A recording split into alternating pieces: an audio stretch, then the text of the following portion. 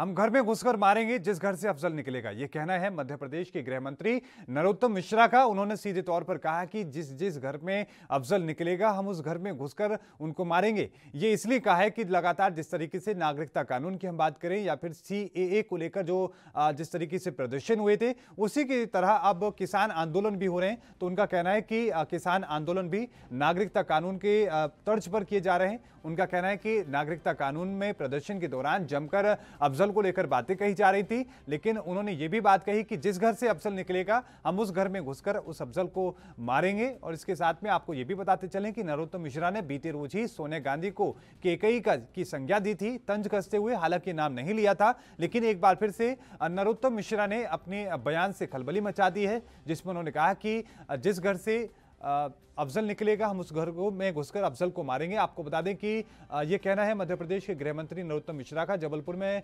Media से रूबरू होते हुए उन्होंने अपनी बात कही और साथ में उन्होंने किसान आंदोलन को लेकर अपनी बात कहते हुए साथ में उन्होंने ये भी कहा कि नागरिकता कानून के प्रदर्शन की तर्ज पर ही, नागरिकता कानून की तर्ज पर ही ये किसानों का आंदोलन चल रहा है। और इसी तरीके से लगातार जो टुकड़े टुकड़े गैंग है वो सोशल मीडिया पर पहले लोगों में उनको भ्रम पैदा करती है और उसके बाद फिर इस तरह के आंदोलन करके, इस तरह के प्रदर्शन करके देश विरोधी बातें करती है। इतना ही नहीं, उन्होंने ये भी कहा कि अफजल को लेकर नागरिकता कानून के प्रदर्शन के दौरान काफी तरह की बातें कही जा रही थी। उन्होंने ये भी साथ में कहा कि हम हर उस अफजल को मारेंगे, घर में घुसकर अफजल को मारेंगे, इस तरह की बातें उन्होंने कही। लेकिन साथ में आपको बताते चलें कि बीजेपी का लगातार किसान आंदोलन को लेकर, अपनी बयानबाजियों को लेकर सुर्खियों में है। चाहे मध्य प्रदेश के गृह मंत्री हो या फिर इसके साथ में वहां के कृषि मंत्री हो या फिर केंद्रीय मंत्री हो, लगातार उनके बयानों से लगातार किसान आंदोलन को लेकर अपनी बातें कही जा रही है। लेकिन साथ में किसान आंदोलन के उलट ही बीजेपी लगातार अब किसान सम्मेलन कर रही है ताकि किसानों को नए कृषि कानूनों के बारे में अवगत कराया जा सके। लगातार जिस तरह की स्थिति बनी हुई है, किसान बिल को लेकर, नए कृषि कानूनों को लेकर लोगों में जो भ्रम है, जिस तरह का दावा सरकार की तरफ से किया जा रहा है, उस भ्रम को दूर करने के लिए लगातार कमान संभाली हुई है। तो वहीं आपको बता दें कि बीते रोज उत्तर प्रदेश में योगी आदित्यनाथ ने किसान सम्मेलन रैली को संबोधित किया, तो वहीं मध्य प्रदेश में भी लगातार किसान सम्मेलन रैली की जा रही है और साथ में किसानों को जागरूक करने की कोशिश बीजेपी के जरिए की जा रही है।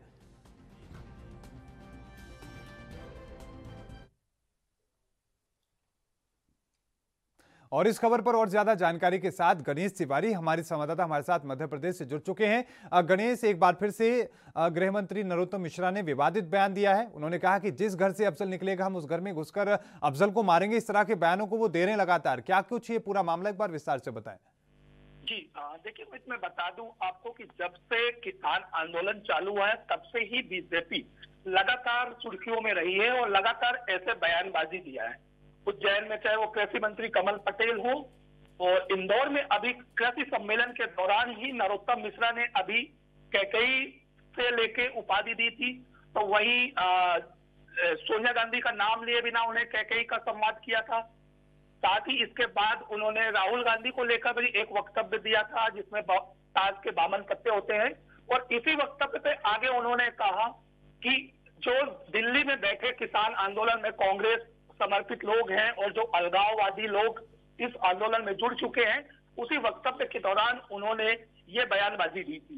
जी, लेकिन गणेश, जिस तरीके से किसान सम्मेलन करके यूं तो जरूरत होती है कि किसानों को जागरूक किया जाए, लेकिन नरोत्तम मिश्रा की खासतौर पे हम बात करें, वो लगातार इस तरह के बयान दे रहे हैं कि वो सुर्खियों में है और न सिर्फ सुर्खियों में बल्कि अपनी ही सरकार के लिए कहीं ना कहीं मुसीबत खड़ी करते नजर आ रहे हैं।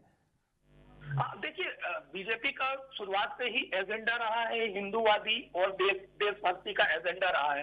बीजेपी कहीं ना कहीं जब भी कांग्रेस किसी मुद्दे पर अगर अपना समर्थन देती है तो बीजेपी वहां कहीं ना कहीं एक तरह से देश विरोधी नारों को लेकर हमेशा कांग्रेस को आड़े हाथे लिया है।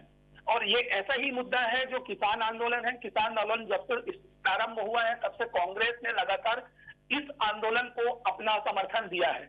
जैसे ही कांग्रेस ने समर्थन दिया है, लगातार बीजेपी के लोग कांग्रेस को देश विरोधी नारों के साथ, जो पूर्व में सीएए के दौरान शाहीन बाग और कई ऐसे देश विरोधी जो टुकड़े गैंग थे उन्होंने नारे लगाए थे, उसी को कहीं ना कहीं कांग्रेस से जोड़कर बीजेपी लगातार हमला कर रही है।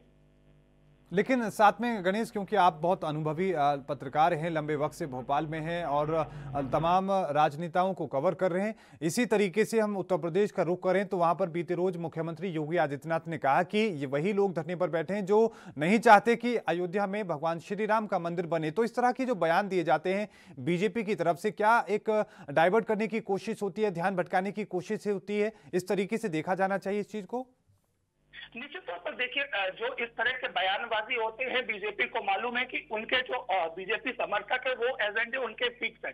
कहीं ना कहीं इस तरह के नारों से जो जनता है, जो सोशल मीडिया पे एक्टिव लोग हैं, उन्हें कहीं ना कहीं भ्रमित कर अपनी ओर अट्रैक्टिव करने की बीजेपी की तरफ से लगातार कोशिश की जाती है। और ऐसे बयानबाजी निश्चित तौर पर कई लोग पसंद भी करते हैं। उसी को लेकर लगातार ऐसे नेता जो हैं, चाहे वो मध्य प्रदेश के गृह मंत्री हो या फिर योगी आदित्यनाथ हो, ऐसे बयानबाजी देकर लोगों का ध्यान भटकाने की लगातार कोशिश करते हैं। लेकिन साथ में गणेश, अगर इस पूरे मामले को लेकर कांग्रेस की हम बात करें, उनका क्या कुछ कहना है? क्योंकि केकई की संज्ञा दी जाती है सोनिया गांधी को, या फिर सीधे तौर पर जब भी किसान आंदोलन की बात होती है या फिर शाहीन बाग के नाम पर कांग्रेस को सीधे तौर पर बीजेपी अटैक कर रही है, तो क्या कांग्रेस चुप बैठी है या फिर वो भी अपनी बात कह रही है? कांग्रेस अपना कहीं ना कहीं अपनी बात रख रही है और किसान भाइयों का समर्थन भी कर रही है और इस आंदोलन का साथ भी दे रही है। लेकिन भाजपा ने एजेंडा इतना अपना मजबूत कर लिया है कि लगातार जो किसान आंदोलन है उसे कहीं ना कहीं शाहीन बाग, सीएए, प्रोटेक्ट और ऐसे कई जो देश विरोधी नारे या देश विरोधी एक्टिविटी है उससे कांग्रेस को कहीं ना कहीं जोड़ देती है, जिससे कांग्रेस कहीं ना कहीं अपनी रणनीति में विफल हो जाती है। जी बिल्कुल गणेश, एक बात और ये कही जा रही है कि दिल्ली में जो किसान बैठे हैं वो पूरे देश के राज्यों से वहां पर भारी संख्या में किसान पहुंचे हैं। कहना ये भी है कि मध्य प्रदेश में भी किसान प्रदर्शन कर रहे हैं, वो भी अपनी मांगों को लेकर, जैसे कि एमएसपी है या फिर नए कृषि कानून है, उनको रद्द करने की मांग कर रही है। तो मध्य प्रदेश की स्थिति हम जानने की कोशिश करें, क्या वहां पर भी आंदोलन चल रहा है इस तरीके से? किसान क्या प्रदर्शन कर रहे हैं इस तरीके से?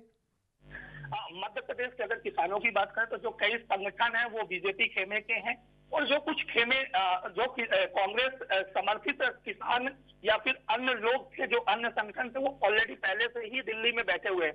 हालांकि कहीं कहीं लगातार ऐसी छोटी छोटी खबरें आती हैं कि कहीं पर रोड जाम किया जा रहा है या फिर किसान विरोध करते हैं, लेकिन कहीं ना कहीं उन्हें बीजेपी मनाने में सफल हो जाती है। लेकिन साथ में गणेश, ये भी हम जानने की कोशिश करें कि जिस तरीके से लगातार, क्योंकि अब चुनाव भी हैं जनवरी में, तो उसको लेकर भी लगातार बीजेपी अपनी पूरी कोशिश में जुटी है। तो क्या कांग्रेस किसानों के मामले को लोगों तक पहुंचाने में क्या कोई कोशिश कर रही है कि ताकि किसानों को समझाया जा सके कि कृषि कानून के नाम पर किस तरीके से सरकार ने कदम उठाए, जिस तरीके से सेंटर में अपनी कोशिश लगातार कांग्रेस कर रही है? देखिए, अभी मध्य प्रदेश में नगर निगम निकाय चुनाव होने हैं। ऐसे में कांग्रेस लगातार किसानों को आंदोलन को प्रोटेक्ट कर रही है। कहीं ना कहीं किसानों को वो ये कह रही है कि जो कानून लाया गया है वो किसान विरोधी है। तो वही भाजपा इस नगर निगम निकाय चुनाव में जीत अर्जित करने के लिए लगातार किसानों के पास जागरूकता अभियान चला रही है और इस बिल के फायदे गिना रही है। लेकिन साथ में गणेश, जिस तरीके से लगातार बीजेपी ने साफ तौर पर इसको या तो टुकड़े टुकड़े गैंग का आंदोलन करार देने की कोशिश की है या फिर शाहीन बाग की तरह बताने की कोशिश की है, तो क्या जो उनके समर्थक वहां पहुंच रहे हैं, खासतौर पर जो किसान पहुंच रहे हैं, क्या इस बात में, उसकी भ्रम में क्या फंसते हुए नजर आ रहे हैं? देखिए, जो बीजेपी ने जो अभी देश विरोधी और सीएए और इन तमाम मुद्दों से लेकर इस किसान आंदोलन को जोड़ा है, कहीं ना कहीं किसान अब बीजेपी को पसंद करने लगे हैं और बीजेपी खेमे में आने लगे हैं और वो भी जो दिल्ली में बैठे किसान लोग हैं उनका विरोध करने लगे हैं। जी बिल्कुल, बहुत बहुत धन्यवाद गणेश तिवारी हमारे साथ जुड़ने के लिए, तमाम जानकारी को साझा करने के लिए। हमारे संवाददाता हमारे साथ भोपाल से जुड़े, उन्होंने बताया कि किस तरीके से जो मध्य प्रदेश के गृह मंत्री हैं उन्होंने अपनी बात कही है और किस तरीके से एक बार फिर से किसान आंदोलन के नाम पर अपना तंज कसते हुए उन्होंने कहा कि जिस घर से अफजल निकलेगा हम उस घर में घुसकर अफजल को मारेंगे। इस तरह की बातों का उन्होंने संवाद किया है। आपको बता दें कि जबलपुर में पत्रकारों से बातचीत करने के दौरान गृह मंत्री नरोत्तम मिश्रा के द्वारा ये बातें कही गई हैं। और साथ में आपको ये भी बताते चलें कि क्योंकि नगर निकाय के चुनाव हैं जनवरी में और ऐसे में बीजेपी जहां किसान आंदोलन को गलत ठहराने में लगी है और नए कृषि कानूनों को सही साबित करने में जुटी है, तो वहीं कांग्रेस भी लगातार मेहनत कर रही है ताकि किसानों पर और खासतौर पर जिन इलाकों में चुनाव होने हैं उन इलाकों में लोगों को यह समझाया जा सके कि नए कृषि कानून जो है वो न सिर्फ किसानों के बल्कि और बाकी के जो वर्ग हैं, व्यापारी वर्ग है, जो बाकी के लोग हैं, उनके लिए भी नुकसानदायक है। क्योंकि अगर हम केंद्र की बात करें तो केंद्र में लगातार कांग्रेस सरकार पर हमलावर साबित होती नजर आ रही है। देश दुनिया की खबरों के लिए एएनबी न्यूज को सब्सक्राइब करें और बेल आइकन दबाएं।